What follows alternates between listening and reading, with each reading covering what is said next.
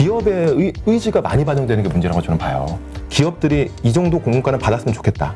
본인들이 약간 가이드라인을 만들어버리는 이 제도가 문제거든요. 외국인들의 영향력이 매우 큽니다. 사실 한국 증시에. 특히 이제 반도체 같은 것들은 외국인들은 국내 보고서보다는 이제 해외 보고서들을 많이 보잖아요.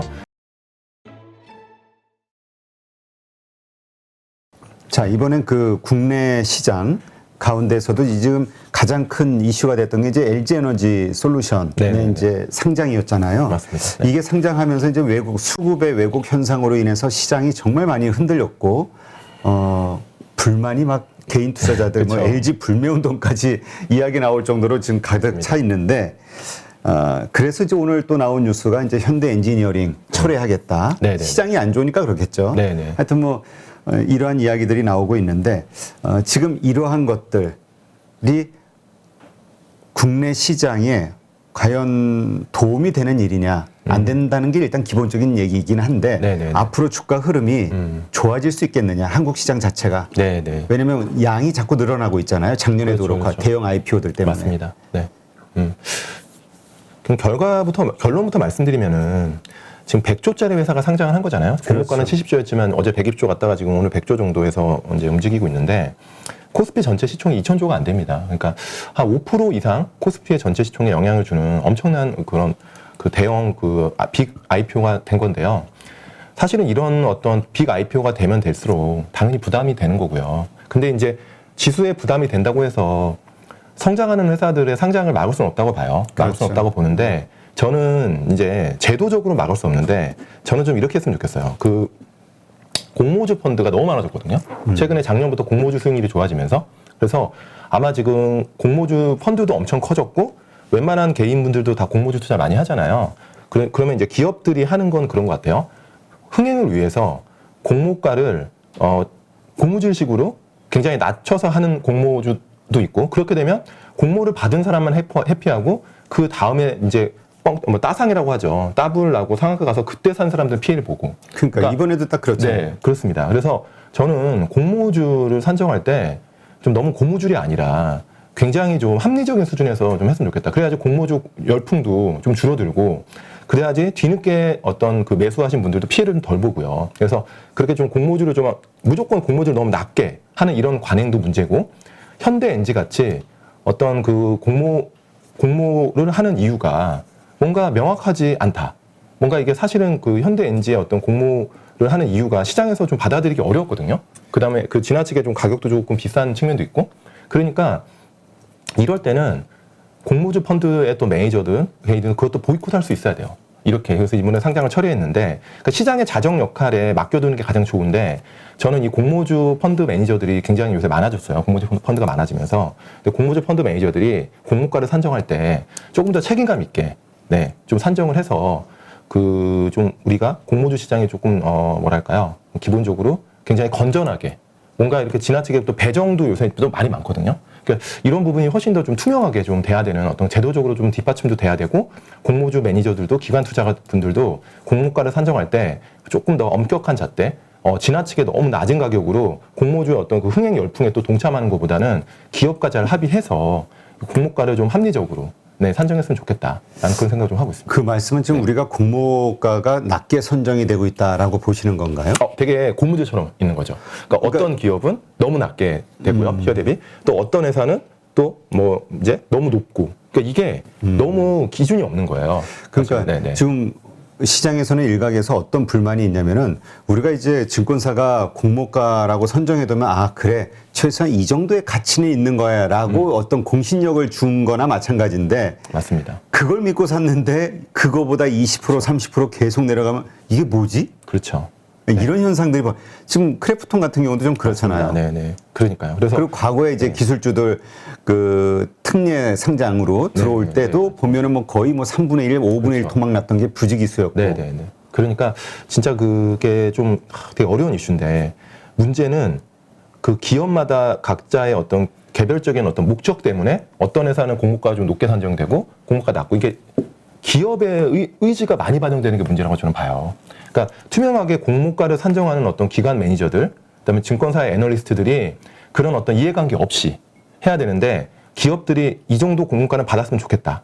본인들이 약간 가이드라인을 만들어버리는 이 제도가 문제거든요. 그래서 네. 아이비들끼리 그 공모 그걸 주관사를 따오려면 영업을 하는 거나 마찬가지니까 그렇죠. 우리가 더 높이 쳐줄게 이게 또 경쟁이 되는 거잖아요. 맞습니다. 그래서 그런 일들이 벌어지는 거겠죠. 맞습니다. 그래서 저는 이런 어떤 관행을 좀 없앨 수 있는 좀 아이디어가 필요하다고 봐요. 그래서 결국에는 기업이 원하는 대로 공모가를 맞춰버리면 어떤 경우는 너무 지나치게 광풍이 일어나가지고 따상 갔는데 뒤늦게 들어온 투자자들은 또 엄청 또 문제가 되고 그 다음에 어떤 회사는 공모가를 너무 높게 책정하다 보니까 공모가도 못 지키는 경우도 있고 그래서 이런 부분을 좀 합리적으로 좀 어떤 제도적으로 좀 막을 수 있는 잘 이렇게 보완이 되는 그런 부분이 좀 필요하다고 봐요. 네. 자 그렇다면 이번에는 우리가 이제 기관 그러니까 이게 결국 이제 기관에 대한 신뢰성으로도 연결이 되는 것 같기는 한데 기관에서 나오는 그 리포트들에 의해서 우리가 주식에 대해 또 평가를 하기도 하는데 이 리포트가 조금 안 맞을 때가 좀 많단 말이에요. 그래서 이거 투자의 지침으로 삼아도 되냐 이런 불만들이 있는데 일단 대표적인 게 이제 지금 반도체 뭐 윈터스컴이고 뭐 JP 모건이었나요? 그때 모건스탠리였나요? 네, 모건스탠리에서 했던 요런 거. 근데 요런 것들이 나오니까 그동안 되게 좋게 보던 국내 증권사들 리포트도 갑자기 막 하향이 나오고 이러한 그러니까 우리가 투자할 때 이 기관의 리포트를 어떻게 활용하는 것이 정보를 적절한 것인가? 되게 제가 개인적으로 되게 많이 받는 질문이거든요. 개인 투자하시는 분들한테. 근데 중요한 건 제가 이렇게 말씀드려요. 합리적 의심이란 말을 제가 많이 말씀드립니다. 그러니까 중요한 거는 무조건 무턱대고 증권사 보고서는 다 볼 게 없고 다 거짓말이고 뭐 이렇게 보는 것도 안 되고 하지만 무조건 맹목적으로 믿어도 안 돼요. 그러니까 합리적 의심을 하시면서 보고서를 읽는데요. 중요한 거는 보고서를 읽는 노하우라는 게 사실은 딱히 있는 게 아니고요. 많이 보셔야 돼요. 많이 보시면요. 그게 행간이 일으킵니다. 행간이 일으키고 그 다음에 하나의 종목의 보고서가 여러 개 나오잖아요. 각 증권사마다 보시고 이 보고서는 다 바이잖아요. 거의 국내는 바인데 실질적으로 톤은 중립에 가깝네. 그리고 바인데 컨벡션 바이에 가깝네. 이 정도까지 알 수 있을 정도로 훈련을 계속 하시면 돼요. 계속 하시다 보면 보고서들이 잘 읽힙니다. 그러니까 답은 다 똑같아. 예스야. 근데 그 가운데서 그 강도를 통해서 진짜 맞습니다. 예스가 무엇이고 그렇죠. 그냥 표면적인 게 무엇인가를 구별을 해야 된다. 예를 들면 이제 하나의 그 기술적인 부분들이 있는데요. 목표가가 만약에 10만 원짜리 회사가 있어요. A라는 종목이 있는데 매수 보고서가 나오는데 갑자기 목표가는 9만 원으로 낮추고 근데 매수해야 된다. 왜? 그냥 내용을 주저주저 적습니다. 그냥 그거는 그 회사 그 종목 싫다는 겁니다. 애널리스트가. 이런 식으로 그런 식으로 어떤 기술적인 부분들이 이제 좀 힌트가 생겨요. 많이 읽다 보면. 그래서 내용도 보면 이제 애널리스트가 갑자기 제목에도 뭔가 이렇게 막 비유도 많이 들고 어떤 영혼을 태운 느낌이 있거든요. 이제 그런 보고서들은 또 꼼꼼히 읽으셔야 돼요. 왜냐하면 이분이 여기에 이 종목에 뭔가 진심을 다해 뭔가 썼구나. 그러면 남들이 다른 애널리스트들이 안 봤던 부분들, 어떤 새로운 부분도 발견이 되거든요. 그래서 이런 식으로 좀 보고서를 좀 많이 읽으시라. 저는 다독을 하시라고 좀 권해드려요. 다독을 많이 하시면 그게 좀 능력이 생기고요. 그 다음에 이제 아까 모건 스탠리 말씀하시는데 제가 좀 첨언을 좀 드리면, 그러니까 사실은 외국인들의 영향력이 매우 큽니다. 사실 한국 증시에. 특히 이제 반도체 같은 것들은 외국인들은 국내 보고서보다는 이제 해외 보고서들을 많이 보잖아요. 그러다 보니까 이제 수급적으로 이제 좀 외국인 매도가 나오다 보니까 또 국내 애널리스트 분들도 이제 목표 주가 대비 괴리율이 있으면 또 기계적으로 그걸 또 낮춰야 되는 부분들이 있습니다. 그래서 아마 그런 부분들이 좀 일부 있었던 것 같긴 해요. 네. 자, 그렇다면 지금 우리가 지금 시장이 지금 어렵잖아요. 그리고 다 계좌 파란불인 거는 뭐 대부분일 거라고 보고요. 이 상황에서 이제 좋은 거는 앞으로 이제 이렇게 바뀌는 시장 내에서의 주도주가 무엇이 될 것이냐. 그거를 빨리 찾아서 그쪽에 편승하는 게 일찍 결국 수익률을 높이는 거고 손실 만회가 되는 거잖아요. 종목 교체를 하자. 그럼 어떤 종목으로 해야 될 것이냐. 이게 이제 문제인데 어떻게 보시나요? 긍정적으로 보시는 섹터라든가.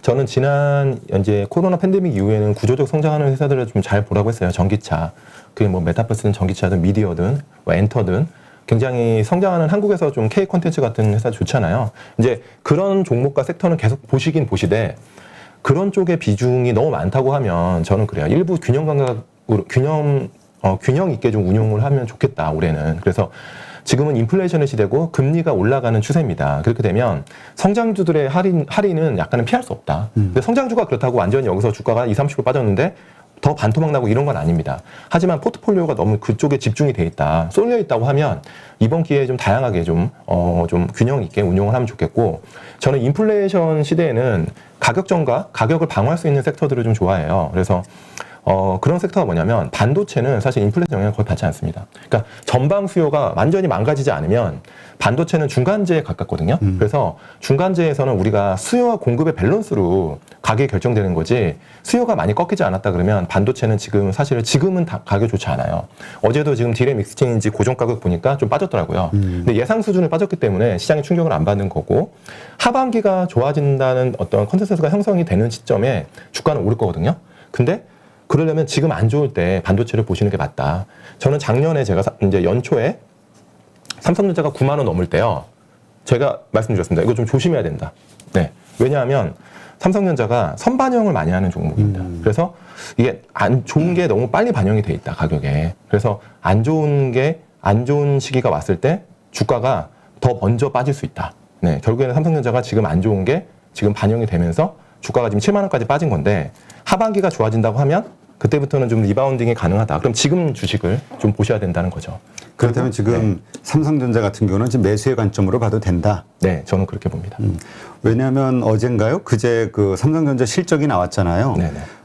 근데 좋았단 말이에요. 그러나 어쨌든 주가는 뭐 그렇게 크게 반영은 안 되고. 근데 또 하나 삼성전자 실적 가운데 보면 이번에 이제 모바일 쪽에서의 그 PC라든가 이런 쪽에서 이제 괜찮게 나왔잖아요. 생각했던 것보다. 네네네. 근데 대부분의 분들은 이전에 삼성전자의 실적에서 그 파운드리 쪽에서의 비메모리 반도체 쪽의 실적이 어떻게 되느냐, 이게 결국 TSMC처럼 주가 밸류를 확 다르게 만들 수 있는 요소이기 때문에 집중해라 했는데, 네네. 어떻습니까? 그쪽 부분의 실적. 지금 삼성전자가 지금 주가가 좀 못 가고 있는 이유가 바로 그것 때문입니다. 비메모리가 아직은 수율이 잘 안 나오고 있어요. 그래서 이게 수율이 나온다 그러면 삼성전자는 바로 8만 원 넘어갈 거거든요. 그래서 지금 이런 부분들이 주가에 반영이 되고 있으니까 그게 좀 걱정스럽긴 한데, 항상 말씀드렸지만 안 좋을 때는 좀 보시는 게 좋다, 지금 상황은. 그래서 좋아질 때는, 그때는 남들이 박수 칠 때는 좀 일부 차익 실현을 할 필요가 있으니까요. 지금은 사실은 아직은 개선이 안 되고 있습니다. 네. 하지만 결국에는 저는 수율 개선이 가능하지 않을까, 이렇게 낙관적으로는 보고는 있는데 아직은 조금 그 부분은 좀 아쉽습니다. 그 수율 개선이라는 그 말은 지금 반도체, 비메모리 반도체를 만들고 있는데 불량품의 이 수치가 좀 높게 나와서 채산성이 맞습니다. 떨어진다. 맞습니다. 이렇게 이해하면 될까요? 쉽게? 맞습니다. 네, 맞습니다. 그러니까 지금, 네, 맞습니다. 그렇게 네. 그 불량품이 안 나오는 이게 점점점 낮아지면, 네네. 고도화되면 네. 이익률은 쭉 늘어날 테니. 그렇죠. 지금 TSMC OP 마진이 30% 가까이 되거든요. 넘어요. 그러니까 비메모리는 수율이 나오고 양산이 되는 순간부터 그 다음부터는 그냥 계속 찍어내는 거기 때문에 이익이 굉장히 많이 나거든요. 그래서 삼성전자가 그래서 비메모리를 진짜 잘하고 싶은 건데 아직은 수율이 개선이 많이는 안 되고 있는 거죠. 만약에 개선된다는 소리가 들리면 주가는 굉장히 좀 우호적으로 반응할 겁니다. 네. 지금 비메모리 쪽에 그 수익률이 어느 정도 되는지 이거 뭐 나온 건 없나요? 삼성전자? 지금 삼성전자는 10%가 안 됩니다. 아, 그러니까 거의 네. 3배 차이네요. 그렇죠. TSMC가 30%라면. 맞습니다. 이게 바로 비메모리 쪽에서의 경쟁력의 격차라고 볼 수도 있겠네요. 그렇죠. 네. 네. 맞습니다. 하이닉스는 어떻게 봐야 됩니까? 사실 전저점에서 상당히 올라오기는 했죠. 그렇죠. 그래서 이제 좀 뭐 좀 고점으로 보시는 분도 있고, 오히려 외국인들은 하이닉스를 더 좋아하는 것 같기도 하고요. 메모리 사이클이 만약에 하반기에 예상대로 좋아진다고 하면 하이닉스가 주가가 훨씬 더 많이 갈 수 있어요. 그러니까 삼성전자는 비메모리가 해결돼야 주가가 제대로 뿜을 거고요. 하이닉스는 메모리가 하반기에 돈다. 그러면 하이닉스는 사실 지금 보유하고 있는 게 맞습니다. 네, 밸류에이션 상으로는요, 하이닉스가 아직은 더 싸요. 그러니까 삼성전자는 지금 PBR 1.1배, 2배고요. 하이닉스는 지금 1배 정도니까 한 10% 이상 하이닉스가 좀 현재는 밸류에이션 매력은 있습니다. 네. 그러면 그 뒷단, 그 반도체 장비 혹은 반도체 소재 이쪽 분야에서, 왜냐하면 TSMC도 계속 증설을 뭐 수십조, 뭐 100조 이런 얘기가 나오잖아요. 인텔도 그렇고, 네, 삼성전자도 그렇게 네. 한다 그러고. 네. 그럼 이렇게 했을 때 결국 이런 장비나 소재주들은 계속해서 고객이 늘어나고, 그러니까 물량이, 시장이 커질 수밖에 없는 거 아니야. 지속적으로 납품할 수 있는 곳이 늘고. 이런 차원에서 이쪽을 봐야 된다라고 얘기하시는 분들도 있는데, 네네네. 근데 하나 불안한 거는 네. 너무 많은 분들이 그 같은 얘기를 하니까, 그렇죠. 원래 많은 사람이 얘기를 맞아요. 했을 때 이게 간 적이 별로 없어가지고. 맞습니다. 네. 그러니까 저는 소부장은 제가 이제 직접 막 매매는 많이 안 하는데, 비메모리는 아무튼 삼성전자가 투자를 많이 해야 돼요. TSMC도 그렇고 뭐 인텔도 그렇고 인텔도 지금 아무튼 그런 상황에서 소부장 중에 비메모리 관련 회사들은 조금 보면 좋고 그중에서 이제 테스트하는 회사들. 왜냐하면 비메모리는 파운드리는요 계속 만들어봐야 됩니다.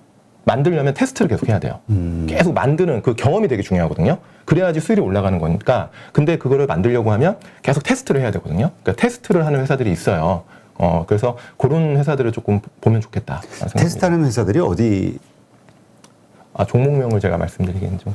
그래요? 네네. 그러면 그 테스트하는 회사들, 뭐 이제 검색해보면 나오겠죠? 네, 나옵니다. 그 테스트하는 회사들 가운데서도 우리가 뭐 다 사는 건 아니잖아요. 그 가운데서 이제 뭔가 주도주 혹은 대장주의 역할을 할 만한 거를 이제 픽을 해야 되는데 어떠한 조건으로 그러한 대장주가 될 만한 거를 예상할 수 있을까요? 저는 고객사가 다변화된 회사를 저는 원합니다. 고객이 다양하게 있는. 만약에 하이닉스만 하나의 클라이언트면 소울 클라이언트면 좀 불안하잖아요. 하이닉스랑 관계가 안 좋아지면 그래서 저는 하이닉스, 전자, 뭐 TSMC 다양하게 마이크론 이렇게 고객사가 다변화된 회사 그다음에 업력이 긴 회사들 추천드립니다. 두 가지 조건을 저는 업력. 네.